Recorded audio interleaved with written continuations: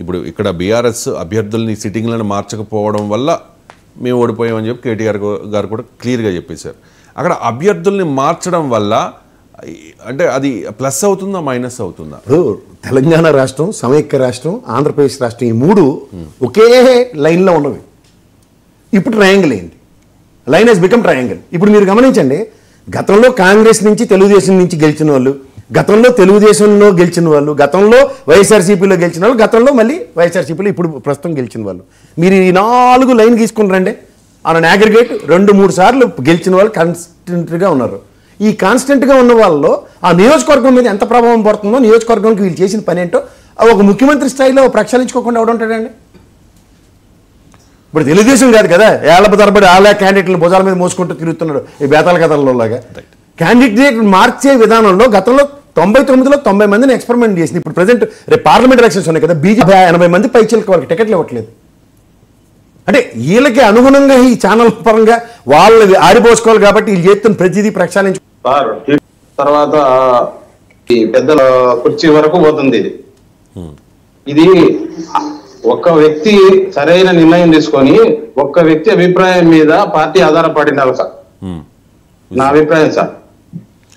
ఈ జనసేన కొన్ని టికెట్లు, జూనియర్ ఎన్టీఆర్ కొన్ని టికెట్లు, తర్వాత ఇట్లా పెద్దవాళ్ళందరూ మాకు తోచిన వ్యక్తులకు టికెట్లు ఇవ్వాలా, మేము చెప్పిన వాళ్ళని నిలబెట్టాలా అని చెప్పేసి రకరకాలుగా ఇట్లా ఉంటే ఇది సీఎం పదవి ఏమో గాని పార్టీ నిలబడడం కూడా చాలా కష్టం సార్. చంద్రబాబు నాయుడు గారు ఒక్కరే ఏకైక నిర్ణయం తీసుకోవాలి సార్, నా అభిప్రాయం. చంద్రబాబు నాయుడు గారు ఒక్కరు నిర్ణయం తీసుకోవాలండి, తీసుకోవాలా? అదే సార్. అంటే టీడీపీలో విత్ ఇన్ ద పార్టీ చెప్తున్నారా మీరు, లేకపోతే కూటమి గురించి చెప్తున్నారా? టీడీపీ శ్రేణులు వాళ్ళు జనసేన వీళ్ళందరూ తగాదాల వద్ద ఉండకుండా సక్రమంగా ఉండాలంటే ఒక్క వ్యక్తి నిర్ణయం తీసుకోవాలి సార్. వీళ్ళకల్లా అధికారం అప్పగేయకూడదు. ఇది టీడీపీ జనసేన పొత్తు మీద మీ అభిప్రాయం ఏంటండి? అది గతంలో ప్రజారాజ్యం పెట్టినప్పుడు రాజశేఖర రెడ్డి గారు ఏ విధంగా, చిరంజీవి గారు ఆ విధంగా వచ్చినారో విజువల్స్ ఇప్పుడు కూడా పవన్ కళ్యాణ్ గారు వచ్చినారు సార్. తర్వాత ఈ ఎలక్షన్స్ స్టంట్ అయిపోయిన తర్వాత రాజకీయం అంటే ఏంది, సినిమాలు అంటే ఏంది అతనికి బాగా అర్థం అవుతుంది సార్. అప్పుడు గతంలో చిరంజీవి గారికి బాగా అర్థమైంది, ఆయన డ్రాప్ అయిపోయినాడు. తమిళనాడు రాజకీయము అది అంతా కూడా వీళ్ళంతా చూసిన వాళ్ళే, కానీ మళ్ళా సినిమా వాళ్ళు రాజకీయంలోకి వస్తున్నారు సార్. ఇది ప్రజలు సినిమా వాళ్ళకు ఓట్లేసే రోజులు పోయినాయి, నా అభిప్రాయం సార్. రైట్ అండి, సినిమా వాళ్ళకి ఓటేసే రోజులు పోయినాయి అంటారు. కరెక్టే అవ్వచ్చు. అప్పుడు పిఆర్పి కానీ, ఆ తర్వాత రీసెంట్గా 2019 ఎన్నికల్లో జనసేన కానీ ఇప్పుడు కొంతమంది గెలవలేకపోవచ్చు కానీ గెలిపిస్తారు. 2014 ఎన్నికల్లో టీడీపీని గెలిపించింది ఎవరండి? పవన్ కళ్యాణ్ కదా, కాదా? అంటే సినిమా వాళ్ళను ఉపయోగించుకుంటారు కాదండి, కాదు ఒకసారి రైట్ మాట్లాడు. జనసేన పార్టీ ఆ రోజు ఎన్డీఏ కూటమిలో బీజేపీ నరేంద్ర మోడీ గారి వలన తెలుగుదేశంతో అలైన్ అయింది. తెలుగుదేశంతో డైరెక్ట్గా జనసేన అలైన్ అవ్వలేదు. మీరు క్లారిఫై చేసుకోండి.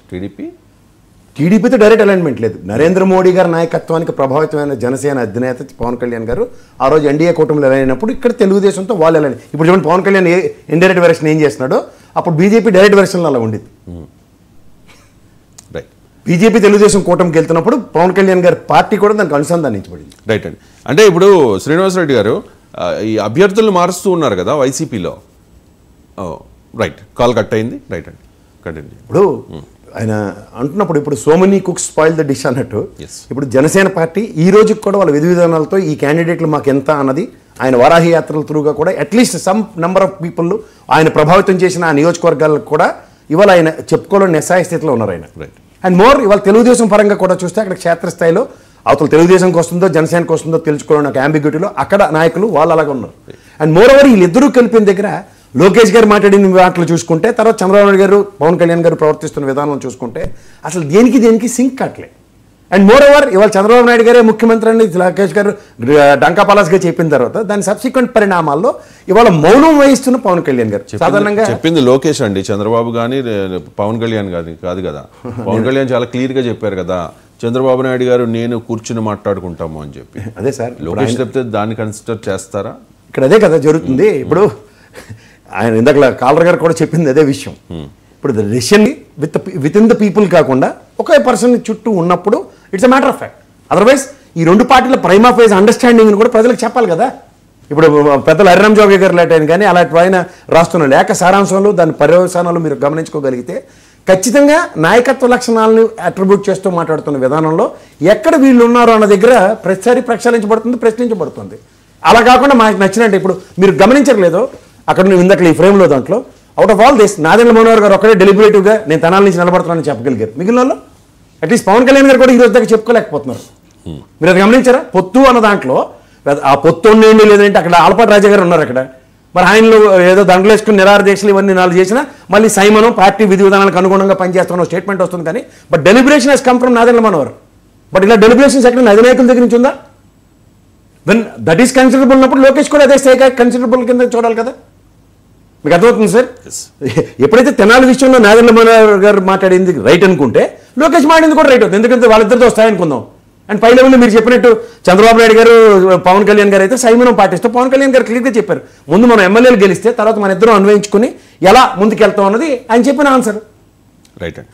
శ్రీనివాస్ కోనసీమ జిల్లా